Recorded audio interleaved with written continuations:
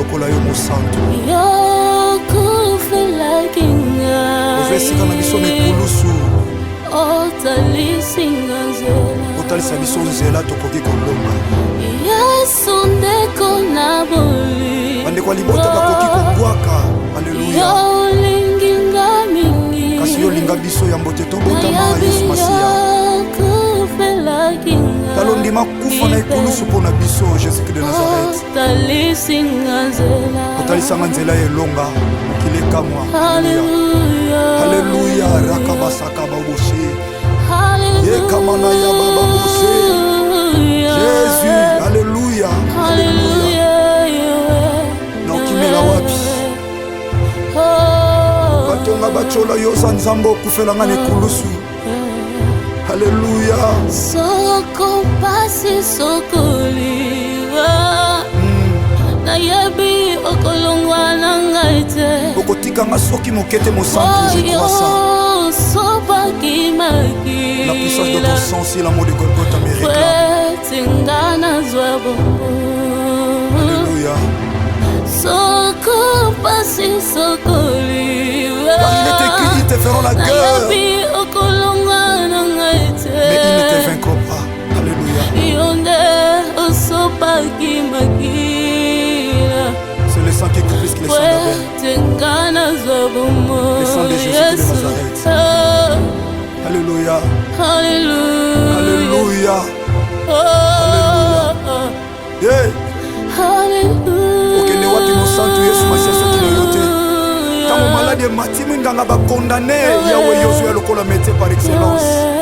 Alléluia. Libote sanga tina yonde tina na biso.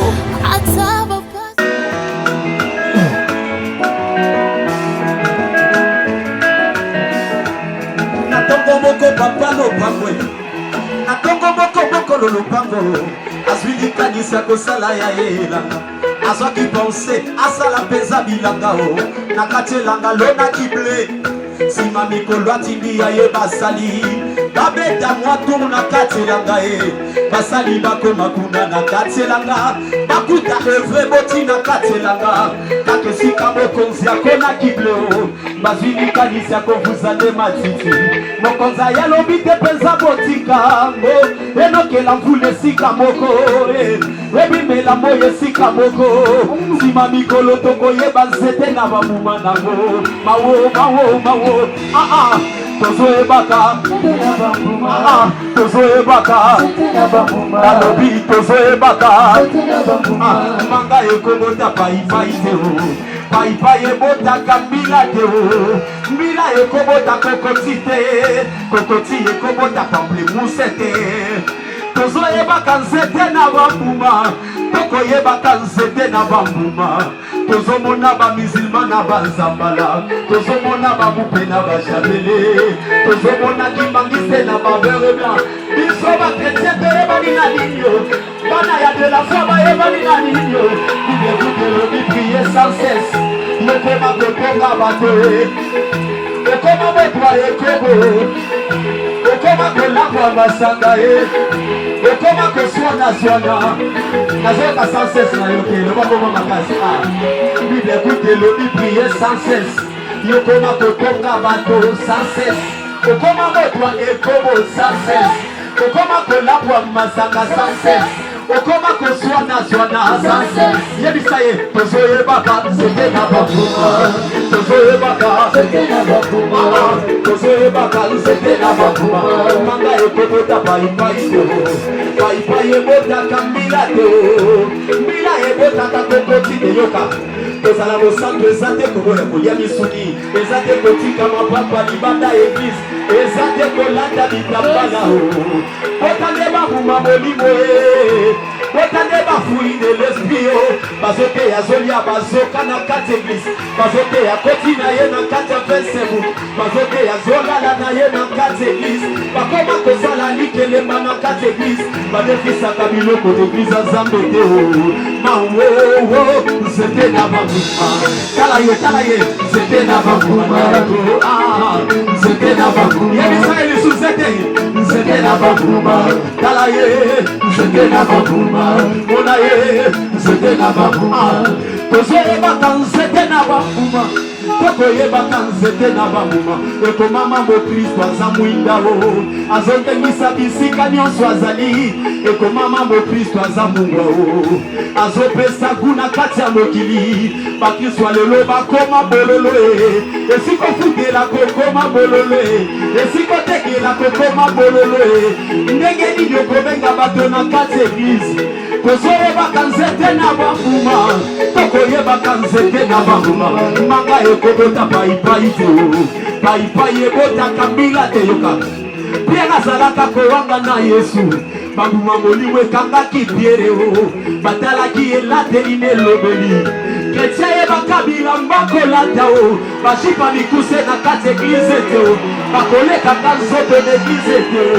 shushuwado na kati eglize te o fashone na kati eglize te tozoyebaka nzete na bambuma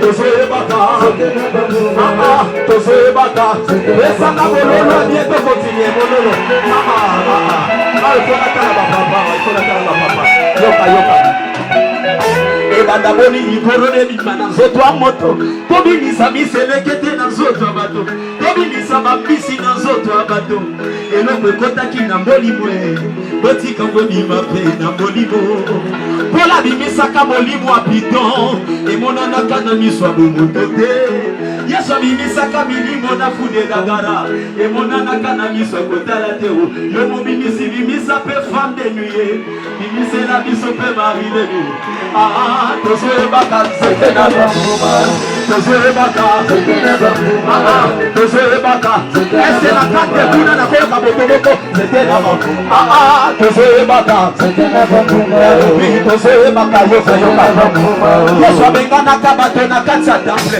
bakutaka bango bazoteka bazochange lelo tozongi lisusu koteka o bozongi koteka bamaye bozongi koteka bamafuta o kombo ya Yesu bobwaki wapi kombo ya Jésus botiki wapi oyo ebikisaka eza maya oyo ebikisaka eza grena senevete oyo ememaka lobiko eza maya jude te tozoyebaka nzete na bambuma tokoyebaka tozoyebaka tozoyebaka inopena nini moleki fragile mingo situ bamama moleki fragile mingo bongi koyoka te kuna profete abimi bongi koyoka te kuna baosakola ye bongi koyoka te kuna baosaba delivrance keba na bitambola mokolo ememaka moto mpenza na kindikila o na bokoli na biso toyebaka bavoyon bazalaka kotelema mingi na barea biso bazalaka kotelema mingi na bazandue mituna motuna bango nyonso bakenda wapi bakoma basali basala bangomba bavandi na don ya profesi me tokoyebaka tokoyebaka tozoyebaka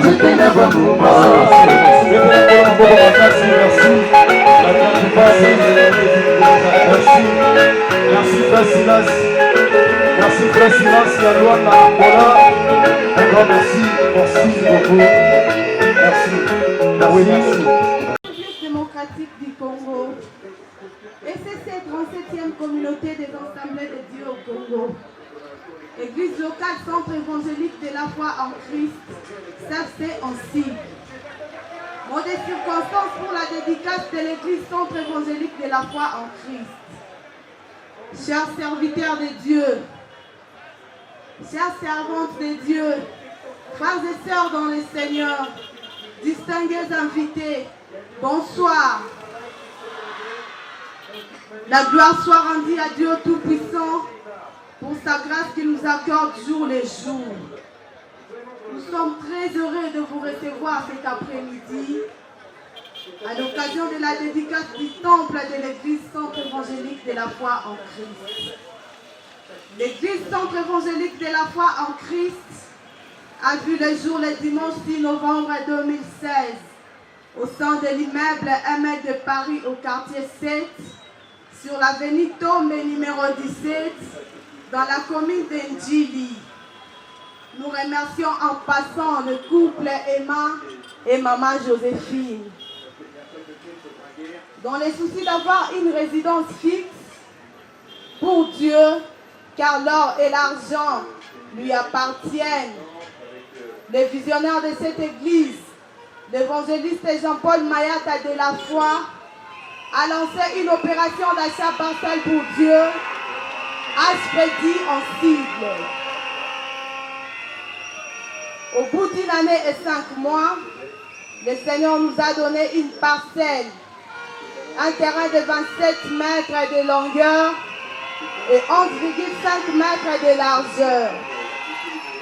Notons que le lancement des travaux de construction a commencé au mois de juin 2018 et 2 mois après, l'église Centre évangélique de la foi en Christ quitte la salle ML de Paris pour s'installer à son domicile en plein chantier en date du 1er août 2018. Étant donné que la mission primordiale de l'église est de faire de toutes les nations les disciples, nous profitons pour cette occasion de vous donner le nombre d'âmes sauvées et gagnées pour le Seigneur à l'église Centre évangélique de la foi en Christ. L'église Centre évangélique de la foi en Christ a baptisé environ 1200 personnes. Au bout de 2 ans, dans 11 éditions de baptême, dont 143 étaient baptisés hier après la 6e édition de la campagne à cause de la foi. Pour cela, nous disons merci Seigneur Jésus-Christ de Nazareth. Pour terminer, nous tenons à remercier les grands vainqueurs de Golgotha, l'unique Dieu véritable de notre Église Centre évangélique de la foi en Christ.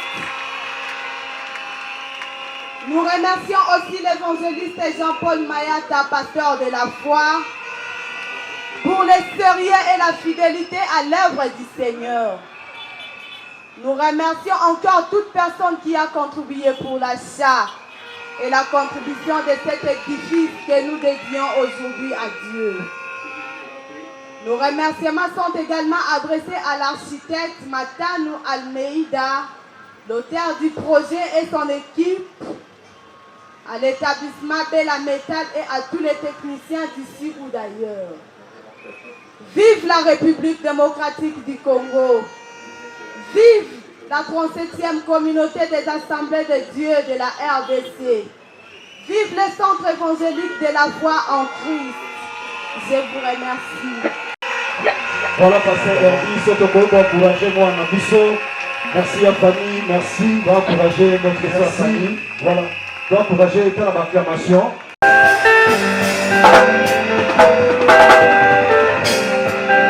Rapidement, Malobanzambe, dans quelques minutes, quand 1 Thessaloniciens chapitre 1 chapitre 1, verset 9 à 10. Car on rencontre à notre sujet quel accès nous avons eu auprès de vous, comment vous êtes convertis à Dieu en abandonnant les idoles pour servir Dieu vivant et vrai, et pour attendre des cieux son Fils qu'il a ressuscité des morts, Jésus, qui nous délivre de la colère à venir. Tobet la Malobanza, Maboko, veuillez reprendre vos places rapidement, merci beaucoup. En fait, tant que l'équipe a Mingi, tous les Malobanza Moké, portent tous les grandes dédicaces. C'est un grand jour, tout dédié à un temple qu'on a beaucoup de Nzambe. De croire que Nzambe est un PC loco. Il faut que nous soyons beaucoup de l'époque de Yemoko, à Kambayango, et à Pambola Bagoya, qui est dans la carte pour l'église. Cette maison, c'est une maison comme toutes les maisons, mais grâce à Nzambe, vous allez là pour que Batu Bagoying et la Pouna Kati, Batu Bagoya Pouna Kati, va vivre Ngolu ensemble, va vivre grâce ensemble. Loba, Amen. Ce soir, on a appelé dans CFC, moi, ma devoir mouké, ma mission mouké, ma rôle mouké va jouer dans la carte à Moukili. Et à travers ce passage, il y a un Thessaloniciens, on a relevé 3 choses. Apôtre Paul Lobby, va vous rencontrer comment Bino Botiki, pour se convertir, pour abandonner l'idole,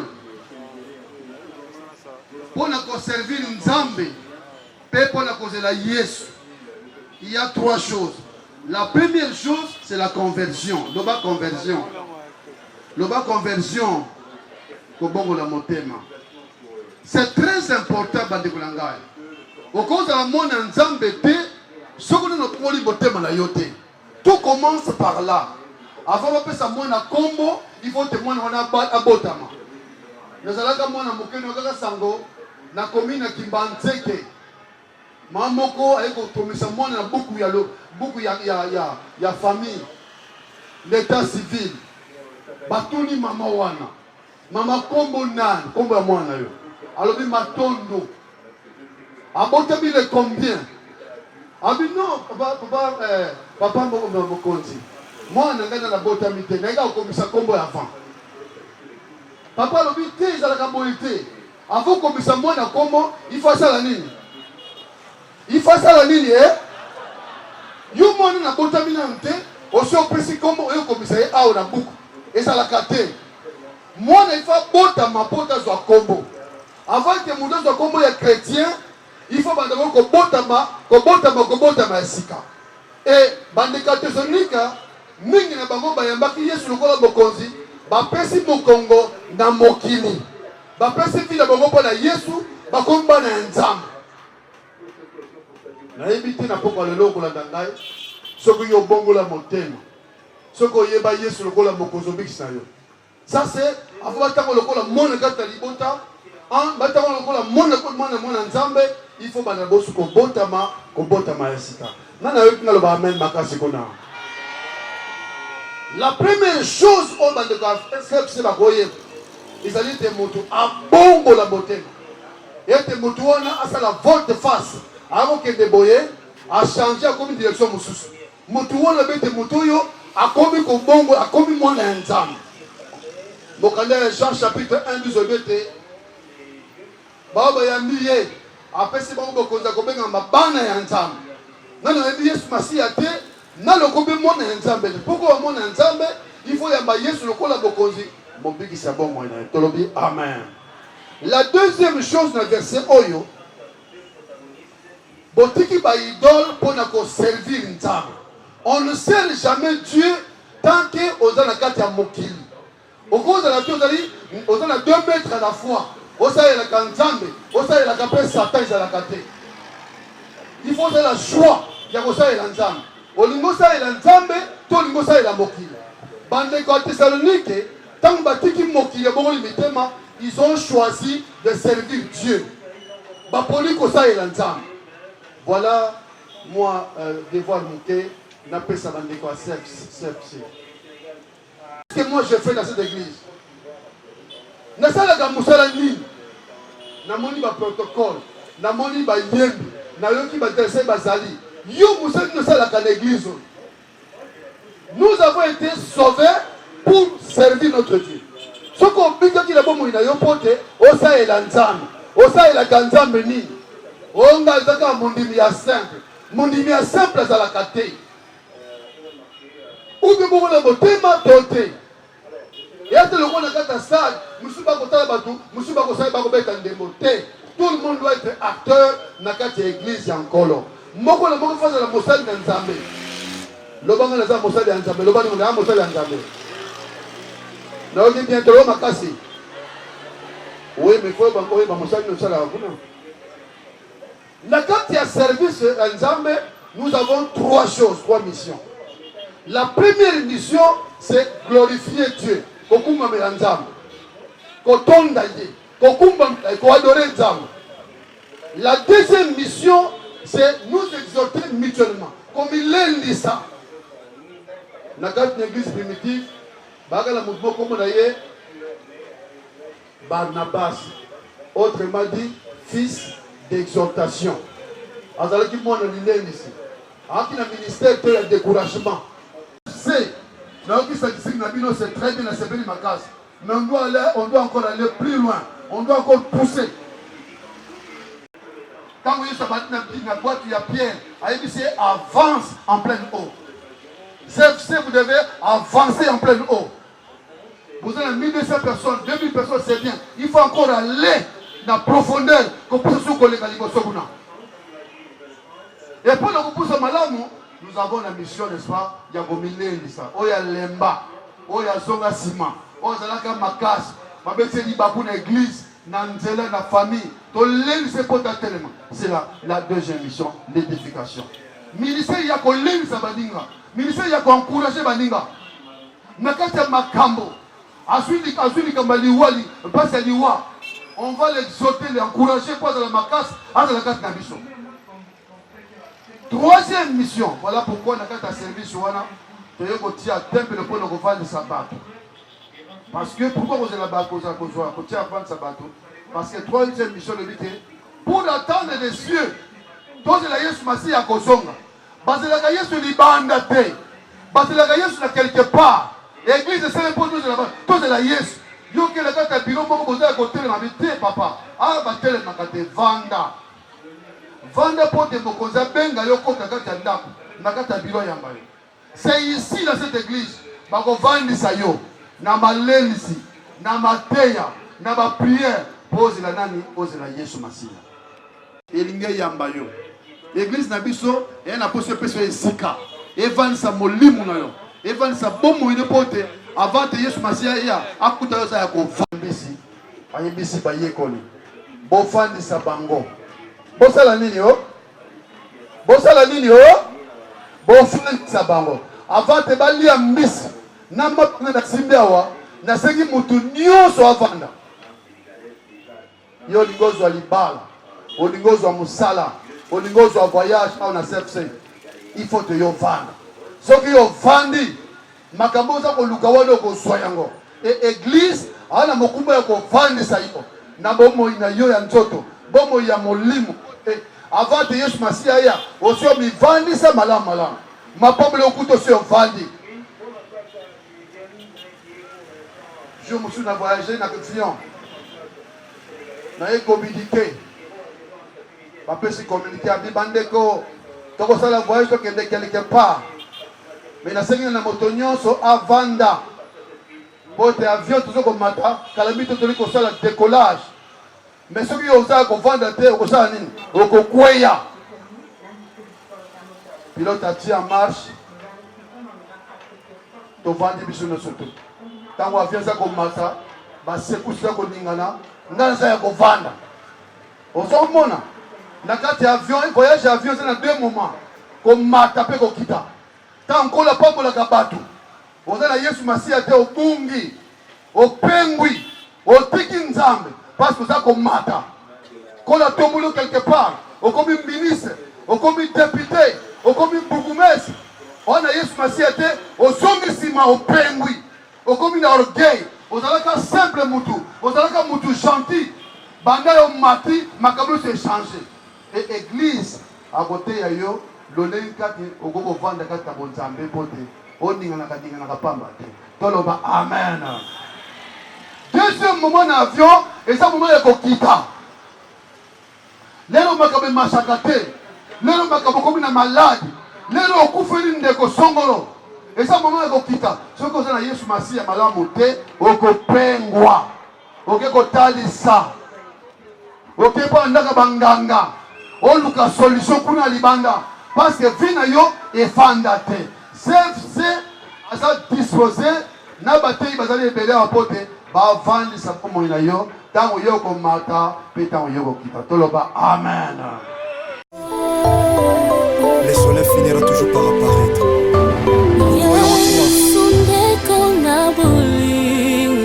Alléluia. Nana ko linga biso lokola yo mo santo.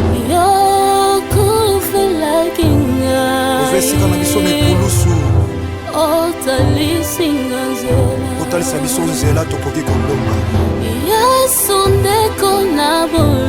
Bandeko libota bakoki kobwaka. Alleluya. Kasi yo linga biso ya mbote tobotama Yesu Masiya. Talondima kufa na ekulusu mpona biso Jésus-Christ de Nazareth. Otalisanga nzela elonga mokili moi. Alléluia. Alléluia. Rakabasaka baboshe. Alléluia. Yekamana ya baba boshe. Jésus. Alléluia.